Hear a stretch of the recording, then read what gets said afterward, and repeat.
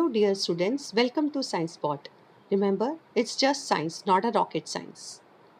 Our today's topic is Equations of Motion, Grade 9 Physics. In this, we will be solving some of the numericals based on equations of motion. But first, we need to see what are the equations of motion and we need to learn those formulas. So this is the first equation of motion, V is equals to U plus AT. The second equation of motion is S is equals to UT plus half AT square. Third equation of motion is V square minus U square equals to 2AS, or we can write it as V square equals to U square plus 2AS. And now in this we need to know that what are the notations used. Like what is U? It is the initial velocity or the starting velocity. V is the final velocity. A is acceleration. T is time and S is the displacement or distance. Of course, the units also matter. Whenever we'll solve the equations or the numericals based on the equations, we need to check that all the quantities given in the equation should be in the same units. This is very important. So once we know the equations of motion, we know the formulas, we'll be able to apply very easily in the numericals. Okay, starting with the first numerical. This is the first numerical we'll be solving today, and let's see how we can start. This is the first numerical. A car starts from rest and accelerates uniformly at 3 meters per second square for 10 seconds. Find its final velocity. So whenever you'll be solving such questions, this is the simplest example I have taken. Whenever you will be solving the questions like this, it is very important to find out the given physical quantities first and write those.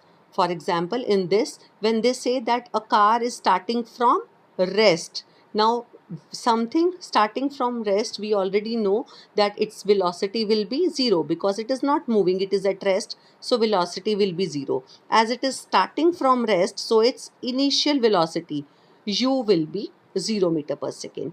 Then comes the acceleration, which is given 3 meter per second. So we'll write here 3 meter per second square.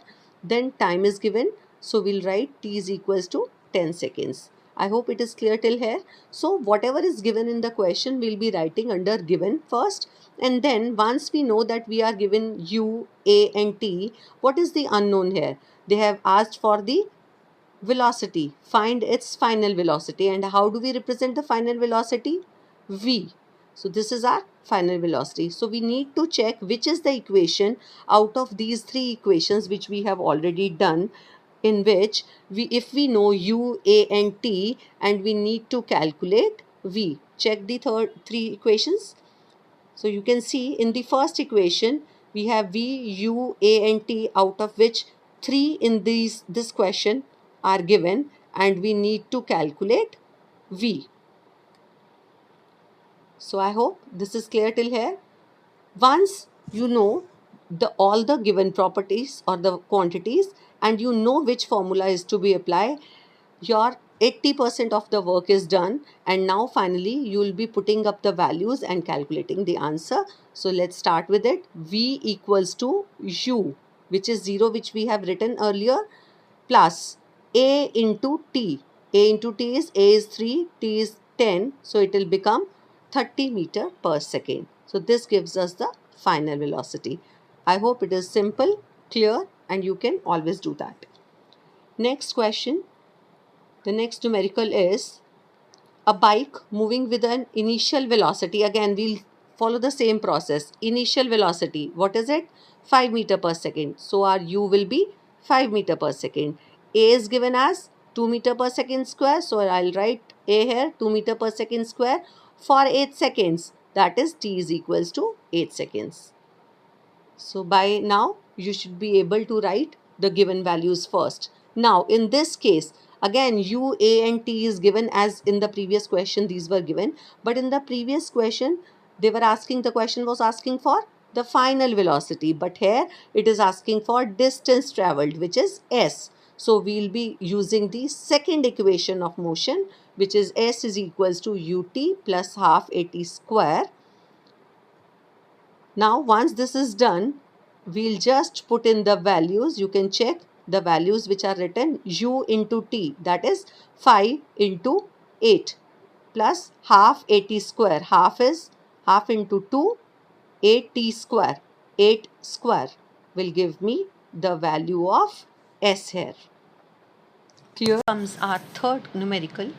A train increases its velocity from 20 meter per second to 50 meter per second in 15 seconds. Find its acceleration.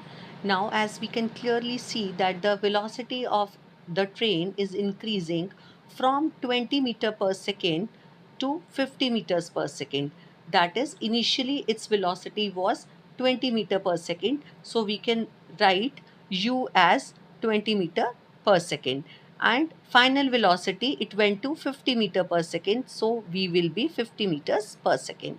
Now time taken was what? 15 seconds. So we have all the given values with us first, and then the question is asking for acceleration. We know the formula of acceleration, which is the rate of change of velocity, that is v minus u upon t. So we'll be putting in the values. A equals to v minus u by t, which is 50 minus 20, it gives me 30 divided by 15. Finally, the answer is 2 meter per second square. So this value of A is calculated. Now comes the fourth question. A car moving at 10 meter per second accelerates uniformly at 4 meter per second square. So if I want to write the values, u here will be 10 meter per second, because they are saying the car is already moving at a velocity of 10 meters per second, and acceleration given is 4 meter per second square. Now it covers a distance of 150 meters. We already know that we write or we denote the distance by s. So s here will be 150 meters.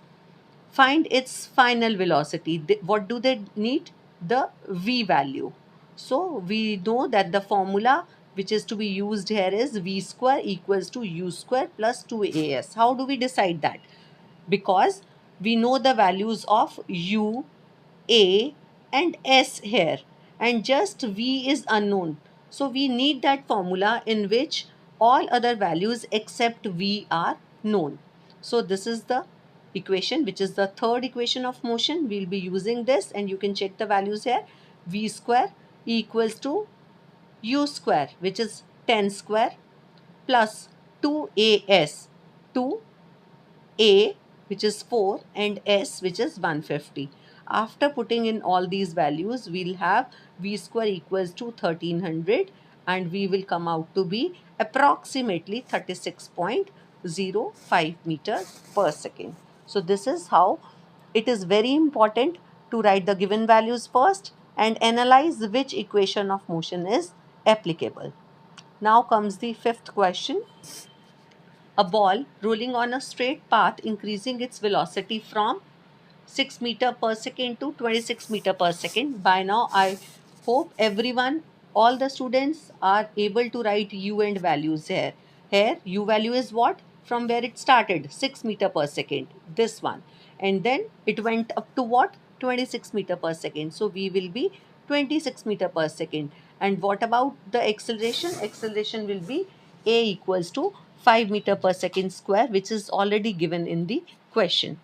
Now, again, they want you to calculate time taken. T value is to be calculated. So, which equation is to be used? V is equals to u plus 80. Herein, V we already know. So, we'll write 26 on this side, u 6, and 80. A is 5 multiplied by T, which is unknown to us. So, 5T equals to 20, and T will come out to be 4 seconds. So these were the equations which we should know, we should be learning first, and then we'll be applying these equations to solve the numericals. I have added some of the questions here. These are the practice numericals on the equations of motion only. Very simple numericals. If you have seen this video properly, you have been practicing side by side, you will be for sure able to solve these questions. I have given the answers also for your support. So do practice these numericals. Okay students, hope this video was helpful and you understood the concept of equations of motion. Our next video will be on NCERT numericals of this chapters. If you found this video useful, like, subscribe for more such lessons. Turn on the notifications so you never miss on the upcoming videos. Keep learning and growing.